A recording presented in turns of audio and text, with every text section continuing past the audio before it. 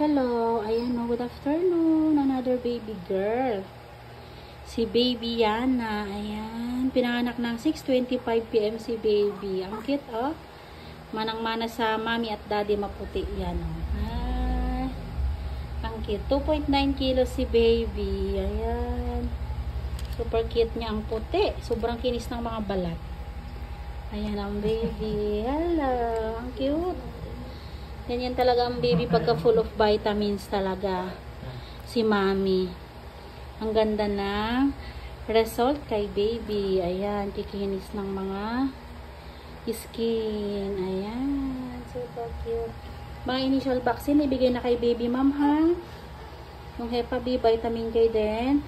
Ay, ointment sa mata. Ayan.